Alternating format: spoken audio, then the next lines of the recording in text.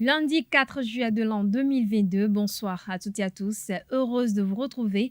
Bienvenue dans cette édition, tout de suite le sommaire. La correction des copies de l'examen du baccalauréat session de juin 2022 a démarré ce lundi 4 juillet 2022 sur toute l'étendue du territoire national. Le directeur de l'Office du baccalauréat, Alphonse Da Silva, rassure les candidats et leurs parents. Plus de détails dans cette édition. À l'issue du 61e sommet de la Communauté économique des États de l'Afrique de l'Ouest CEDEAO, ce dimanche 3 juillet 2022 à Accra, au Ghana, les chefs d'État de l'organisation ont pris des décisions par rapport au Mali. Le point des décisions prises dans ce 19h. En sport, la Fédération béninoise de football a procédé à la remise des récompenses aux meilleurs clubs de joueurs au titre de la saison 2021-2022. La cérémonie s'est déroulée au stade de l'Amitié Générale Mathieu Kérékou de Cotonou en présence du ministre des Sports Oswald Omeki. Le compte rendu de la cérémonie dans un instant.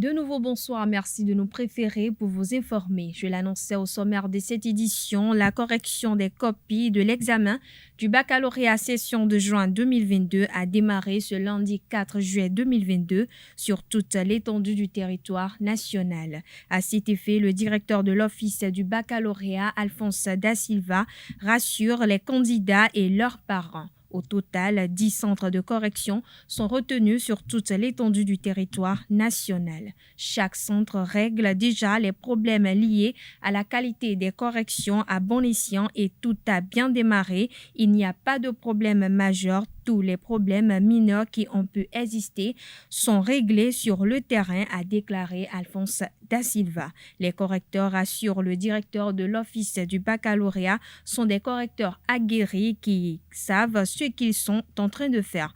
On travaille avec eux depuis quelques années, c'est de très bons correcteurs, a-t-il indiqué. La phase de la correction des copies prendra fin le 9 juillet et la date de la première délibération est fixée au 13 juillet prochain.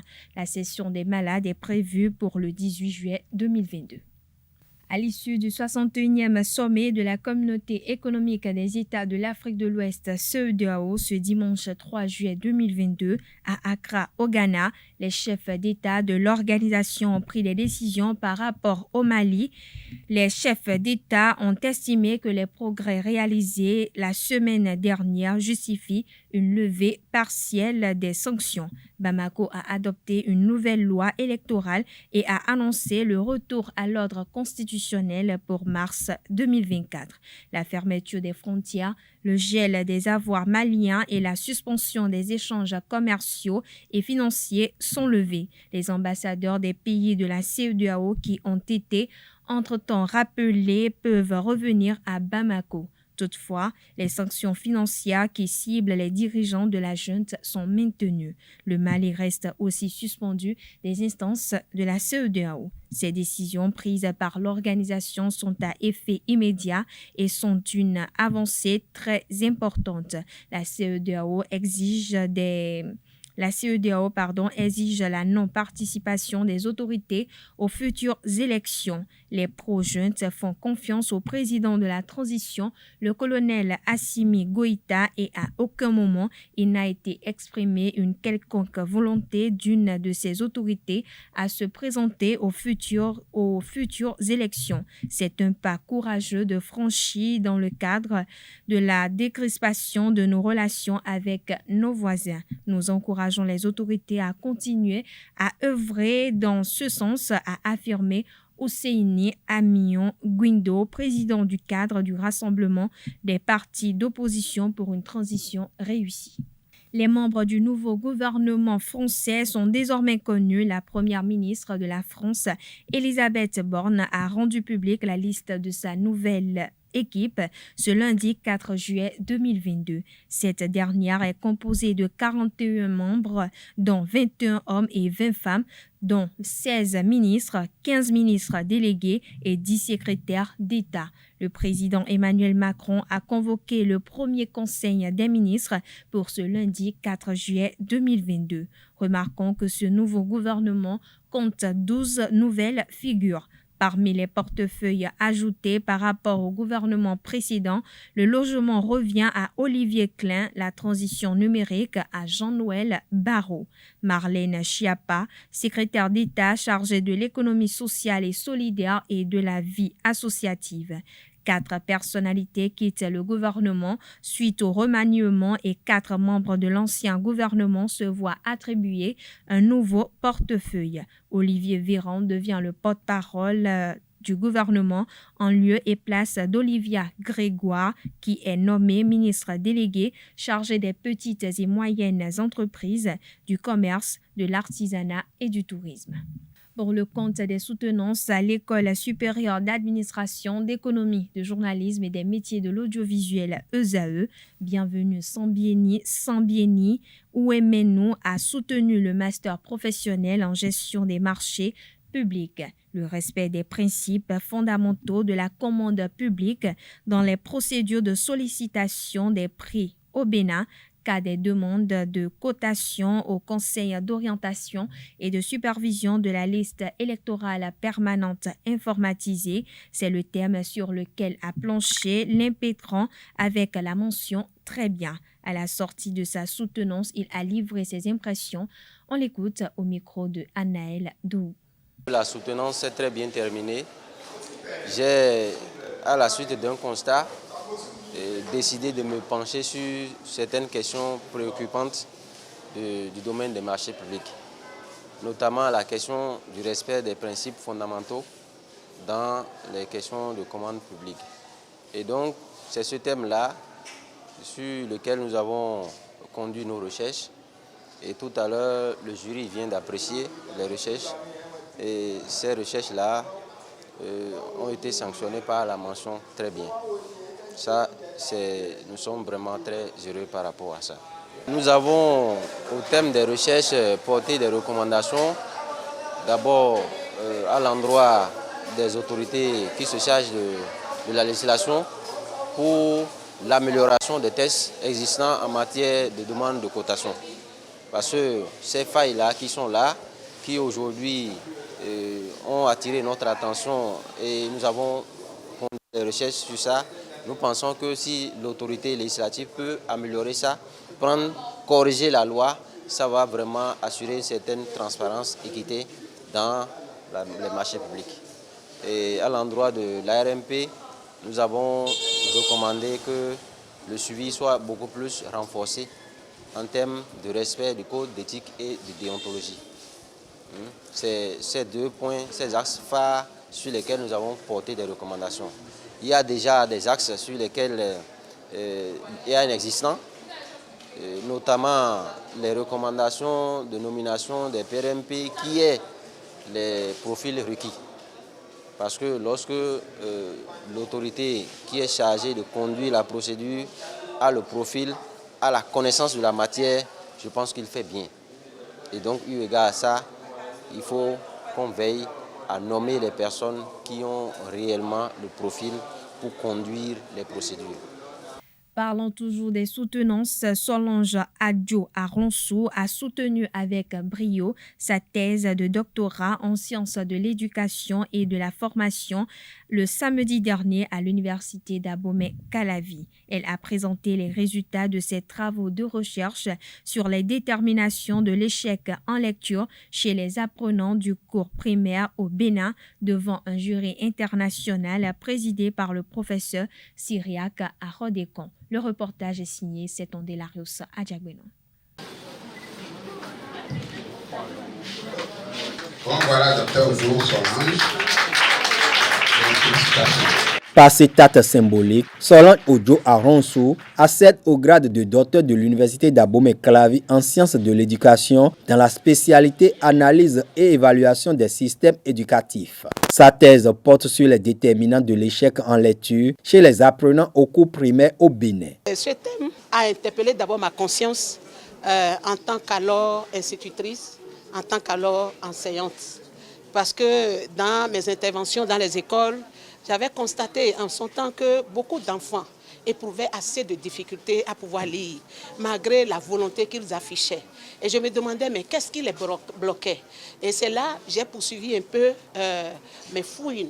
Et j'ai constaté que c'est parce que ces enfants ont engrangé beaucoup de tard depuis les basses classes. Et il y a beaucoup dans leur histoire aussi qui entravent le bon déroulement de ces apprentissages, de l'acquisition des compétences de base en lecture. Pour mieux appréhender le sujet, Solange Ojo a mené ses recherches dans le département de la Liborie, qui affiche souvent de faibles résultats aux examens scolaires. Ce travail que nous avons mené a ce mérite, d'accord, de titiller un peu les choses et de savoir qu'avec l'outil, le nouvel outil que nous avons utilisé, nous pourrons désormais rapidement apprécier, d'accord, le besoin en formation et le besoin en accompagnement au niveau des enfants et au niveau des enseignants et rapidement pallier en termes de prévention aux difficultés des enfants. Nous avons constaté aussi qu'au niveau de certains enfants, malgré tout ce qu'on fait, il y en a qui traînent des déficits sensoriels, des problèmes qu'on ne peut pas régler en tant que simple enseignante, en tant que simple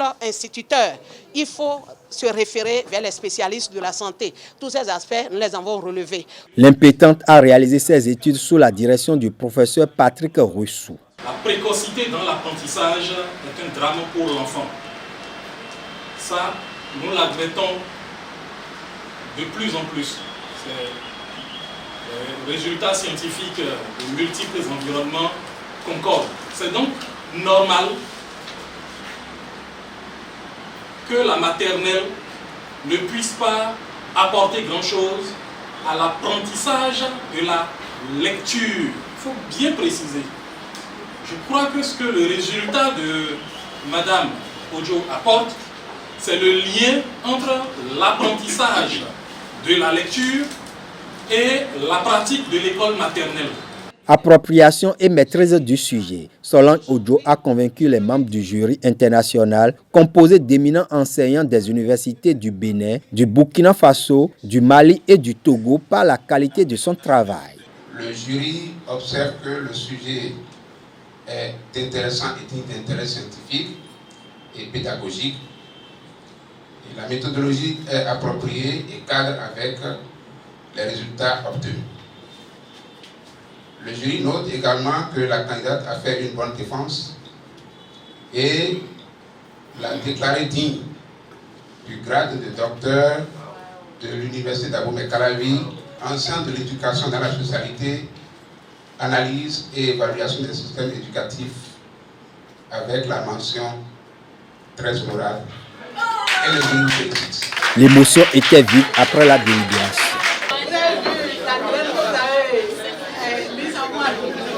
L'avènement des secrétaires exécutifs des communes est une avancée pour la bonne gestion et le respect des normes administratives et l'orthodoxie financière dans la gouvernance locale. Mais il existe toujours des problèmes liés à une catégorie de personnel qui constitue une masse salariale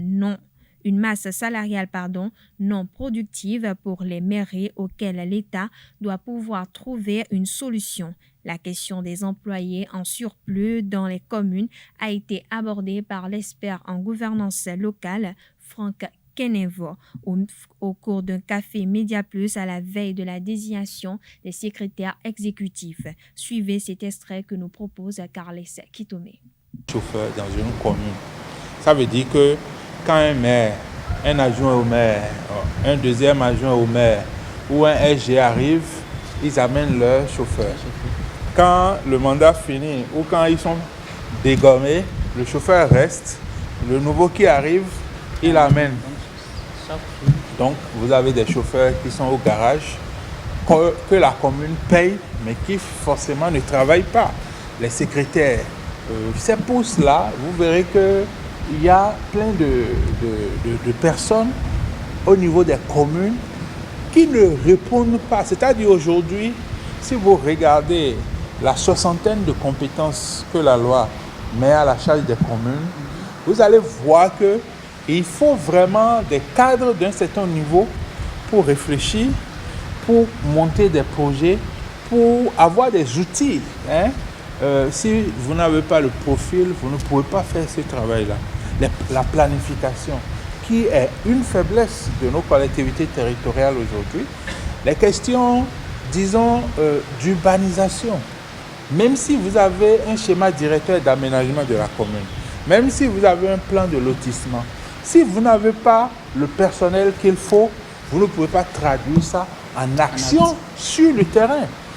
Le registre foncier urbain, qui a fait la gloire de beaucoup de communes, le maire vient, il enlève celui qui est chargé du registre foncier urbain, il nomme quelqu'un d'autre. Or, le registre foncier urbain est purement technique. Si vous ne connaissez pas le logiciel, si vous ne maîtrisez pas, l'outil est là, mais vous ne pouvez pas l'utiliser. Donc, il y a de ces problèmes-là qui se posent dans les communes et le nouveau code règle ça? Le nouveau code règle en partie, c'est-à-dire le nouveau code professionnalise un certain nombre de fonctions de l'administration communale et ça permet d'avoir les hommes qu'il faut à ces places-là. Et donc, si vous avez des directeurs d'un certain niveau, il est évident que la suite, c'est que vous avez des chefs de service qui ont un niveau acceptable, des chefs de division et même des cadres à disposition. Je pense que le code, c'est une première étape où on a le fichier national pour certaines fonctions. Maintenant, il faut aller plus loin. Le personnel qui est là, qu'est-ce qu'on en fait? Est-ce que ce n'est pas mieux que l'État qui recrute des chauffeurs, par exemple, qui recrute des secrétaires, par exemple, périodiquement, peut se puiser dans ce personnel qui n'est pas utile à la commune, mais qui est déjà payé par une personne publique, que l'État les reverse au niveau de la fonction publique nationale et permettre aux communes d'orienter les salaires vers les cadres qui ont un rendement pour la commune.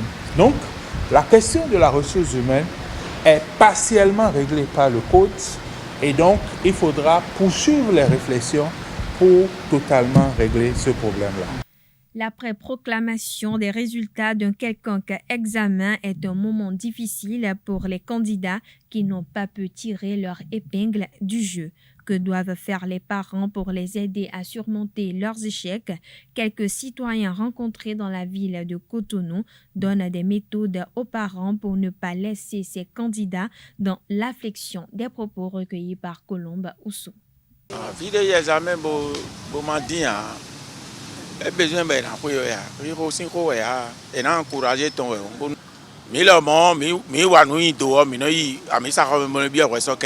Il faut l'amener et lui demander pourquoi tu n'as pas travaillé dans telle matière ou autre, pour que l'enfant puisse comprendre. Mais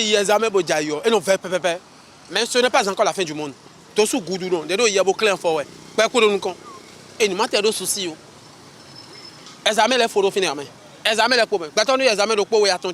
Mais vilain des sous-tons de même. Parce que à quoi parents les dosiens doivent s'emmener si on dit et bon à quoi vilain des soirs il y a bien des mêmes blancs tout nord et toi en son béo à Massin ouais non ouais. S'il a échoué pour une première fois, une deuxième fois bon c'est là où on va voir si est-ce que il est dans les normes d'étudier. S'il n'est pas dans les normes d'étudier, alors on l'envoie à l'apprentissage. Aujourd'hui, ce n'est pas le papier qui est l'argent, c'est le cerveau. C'est aux parents de lui faire comprendre que la vie a des hauts et des bas. Et lui dire que l'examen, on peut réussir, on peut ne pas réussir. Mais cette fois-ci, mais si l'enfant est allé aux examens, à l'examen à plusieurs reprises déjà, là, les décisions qu'il peut prendre, ok, tu n'iras plus, on ne fait plus, ça là, c'est quand il est allé plusieurs fois déjà. Mais pour une première fois, il faut amadouer l'enfant et lui faire dire que tu ne tomberas pas l'année prochaine. Et le mettre dans les conditions que vraiment l'année prochaine, qu'il ne tombe pas. Ça, c'est le rôle des parents et non des enseignants. Et il faut l'espoir. Espoir est pour le dit il m'a dit resio des jaoyo mais jaile do examen le pio examen des jaoyo lo ma on a 100%. Après l'école, place aux vacances. Pendant cette période, bon nombre de parents envoient leurs enfants chez des amis, des frères et autres dans le but de leur changer d'air. Est-ce une bonne pratique? Comment doit-on le faire? Quelques citoyens nous en parlent au micro de Anaël Dou. Ayons visé des vacances de ayons puis fond et le gontoé. Mina fond et dans les ou et dans les sommets et dans les kowa huebe. Gosine dio mina ton azan pogwe boya misa. Bona huebe. Bon, durant son ténéméon,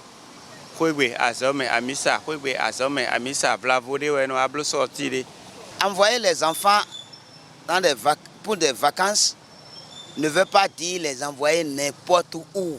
Pour des élèves, étudiants, quand nous on était élèves, mais cela nous a permis de nous cultiver sur le plan culturel, sur le plan sportif, sur le plan historique, sur tous les plans.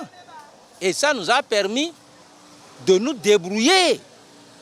Nous, on allait au port et on faisait les petits jobs. On nous engageait à la Sokopao, par exemple. Les inconvénients sont énormes plus importants parce que votre enfant que vous avez sur votre toit a reçu une éducation. Dès que cet enfant quitte votre toit et va sur notre toit, ça veut dire que c'est une autre éducation qu'il va recevoir. Vous qui avez de petits écoliers qui n'ont pas l'âge de maturité, je ne vous conseillerais pas de les envoyer en vacances.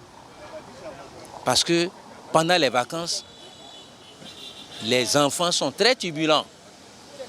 Je donne l'exemple. Un petit écolier de 7 ans ou de 8 ans que vous envoyez à Cotonou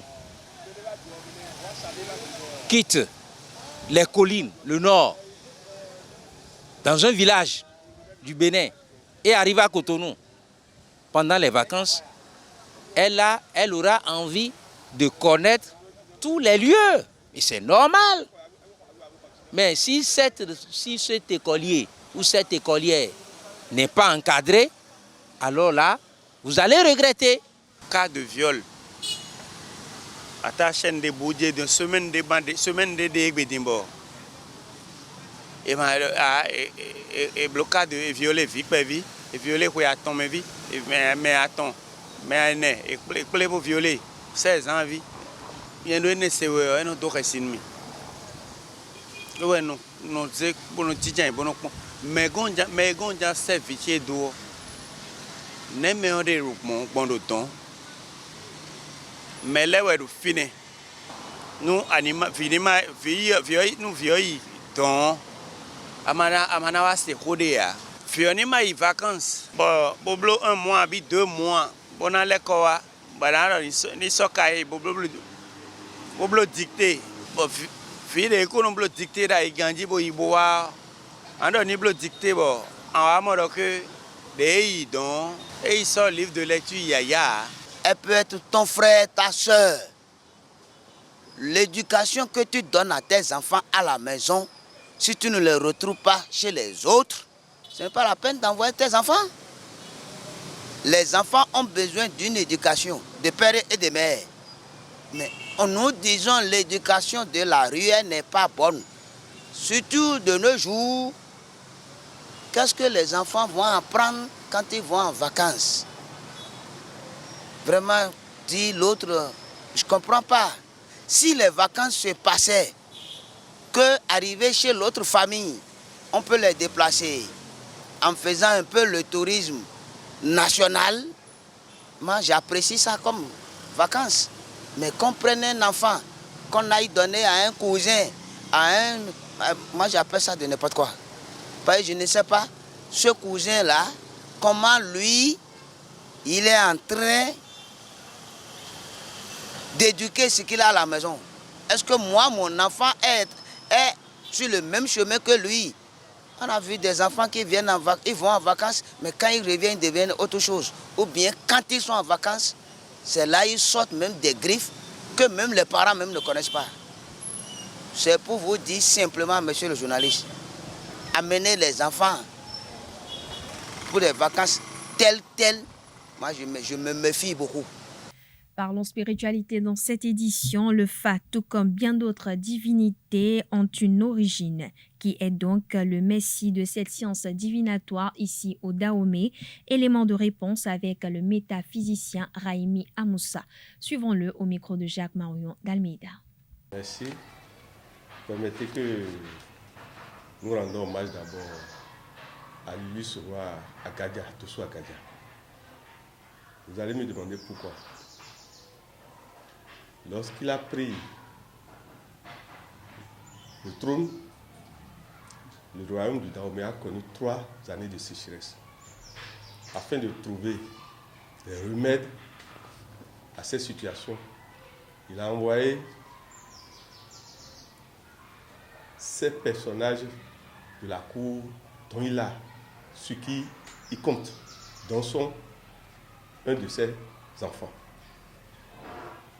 Et ils ont pu ramener du royaume d'Oyo Lulus Bokono Tissa. C'est-à-dire, le nom Tissa est venu du fait que lorsqu'il a consulté et que les causes ont été détectées et que les sacrifices ont été effectués, même avant l'arrivée de celui qui a été fait les sacrifices, une grande pluie a commencé. D'où le nom que le roi Agadia a donné au devin venu du Nigeria de Ile-Ife spécialement, Tissa. Et juste après ça, suite encore à l'apparition de phénomènes inexplicables, le Fa a encore indiqué que il faut honorer la divinité Gbadou. Et cette divinité a été ramenée à Kana, Tota. Et là, c'est là, à Kana, que eut lieu la première initiation au Fa du roi Agadia. Et là, son arcane du destin est sorti. Et il en a profité pour qu'on repère les arcanes du destin de certaines localités, Cotonou, Porto-Novo, Alada, Ouida, etc. Donc c'est d'abord l'historique de l'arrivée du Fa au Dahomey. Mais avant ça, il faut dire que le Fa est rentré au Nigeria par le nord et s'est installé à Ile-Ife. Donc voilà ce qu'on peut dire d'abord de l'historique. Maintenant, qu'est-ce que le Fa? Parce qu'avant de venir au Fa, il faut d'abord savoir ce que c'est que le Fa. Et vous allez voir que c'est dans les techniques de consultation que vous allez voir la différence entre le Fa et le Tofa. Donc le Fa, c'est d'abord une mancie qui permet de savoir les causes des problèmes du présent. Ces causes qui sont dans le passé souvent.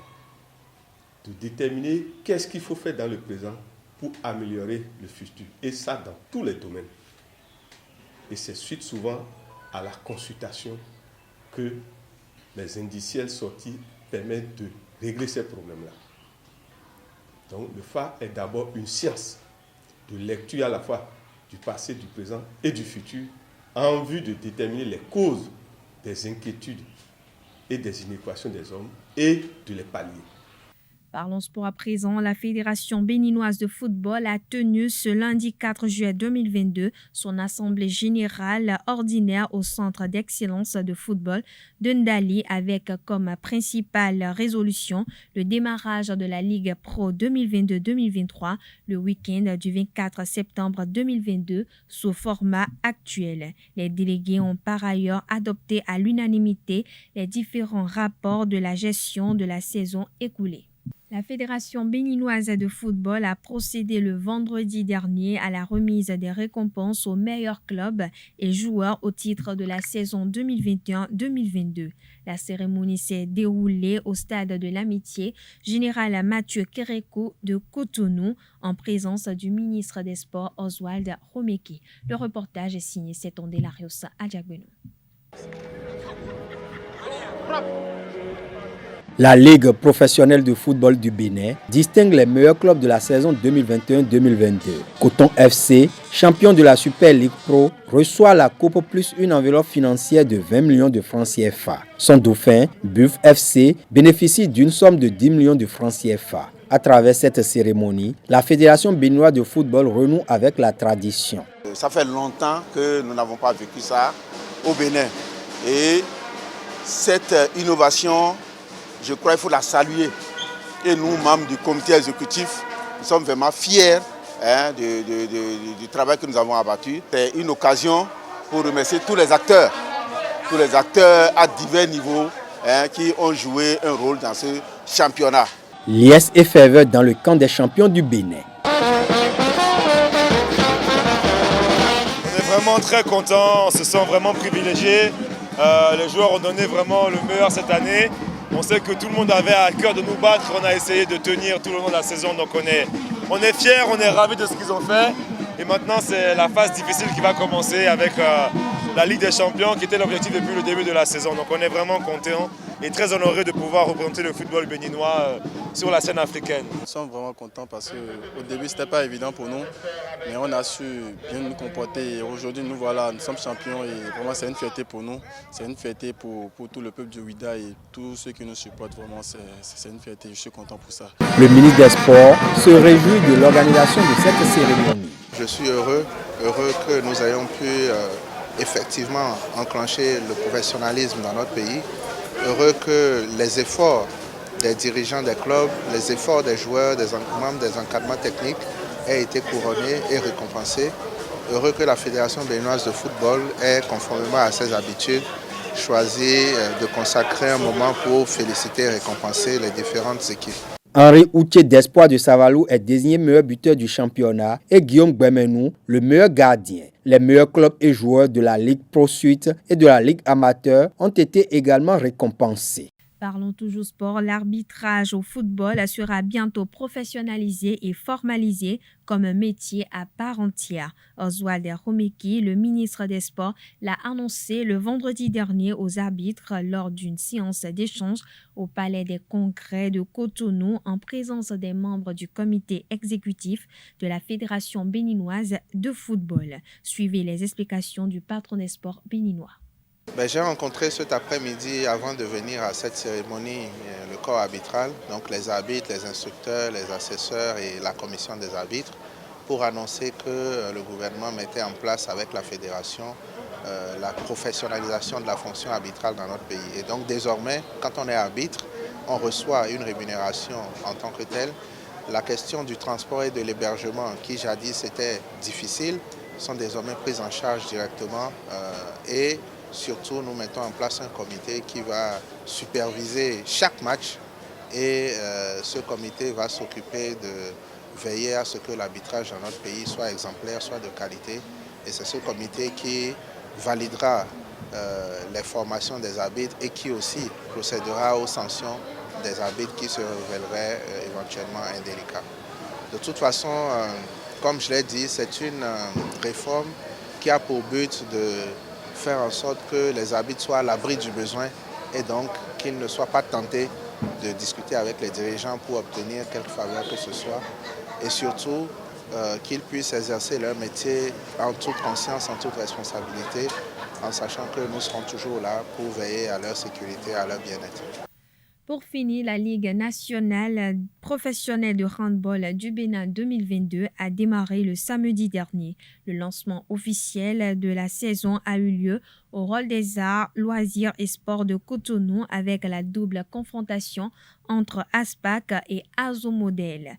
Le reportage est signé Setonde Lariosa Adjagbeno et Charbel Canifo. La Ligue nationale professionnelle de handball 2022 prend son envol avec la double confrontation entre Aspac et Azo Modèle de Porto-Novo ici au hall des arts, loisirs et sports de Cotonou.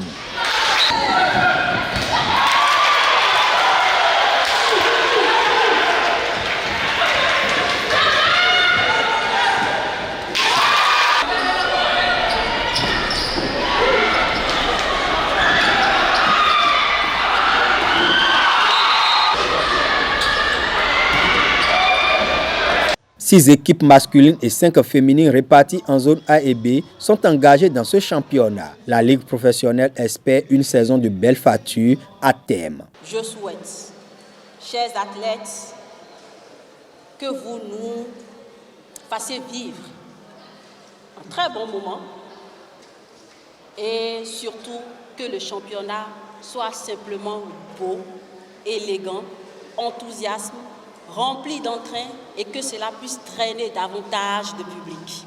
À ce lancement, les férus du handball répondent présents à la grande satisfaction du président de la fédération. Il exhorte les joueurs au fair play.